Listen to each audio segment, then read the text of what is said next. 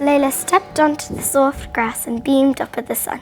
Suddenly, something caught her eye. She turned around and saw a squirrel scamper up a tree. Layla, loving animals and nature, climbed up after it, when suddenly she lost her grip and fell. But instead of landing on the grass, she found herself spinning and twisting through the air. When she finally landed, the ground started shaking. "It's an earthquake!" Suddenly, two huge people appeared eating something. That's when she realized that they were eating children. Quickly, she hid behind a bush. "This is bad, very, very bad," she thought. That night, the grass was her mattress and the leaf was her duvet. Later that night, she woke up with a start. Realizing she had woken up because of a bad dream, she closed her eyes. But before she could get a wink of sleep, a huge hand grabbed her from her homemade bed. Now, if you can think of anything more terrifying than that, I would love to hear it. Because a huge hand taking you out of your bed in the middle of the night is absolutely terrifying. Layla screamed and cried, but the giant couldn't hear her, as his ears were higher than the clouds. She felt herself moving at the speed of light, going somewhere. But where?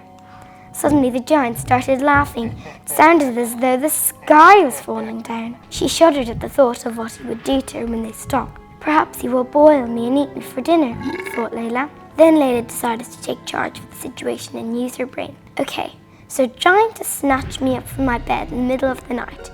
He's much stronger than me. What should I do?" Then she had it. She would trick the giant into putting her on the ground and sprint away and hide. "Giant!" shouted out Layla. "You should let me down on the ground so I can get exercise and be plump and juicy when you eat me. I will just be behind that fern." "All right then," the giant's voice boomed down. He put Layla down. "Oh, so this is the fern you wanted to... Hey, wait!" But Layla was already gone. The butterfly, Joy, came to a halt beside the humongous spinning portal. "So this is where I was teleported to this strange world," she thought. Layla took a deep breath in and blew it out. She was about to step into the portal when the ground started shaking. "It's the giants! They've come for me," she thought. But she was wrong. A crack started appearing in the ground, snaking its way towards her and Joy. Buildings and trees started collapsing around them. Layla could barely think as flying debris kept shooting towards her. "Now!" she shouted to Joy, and they dived into the portal.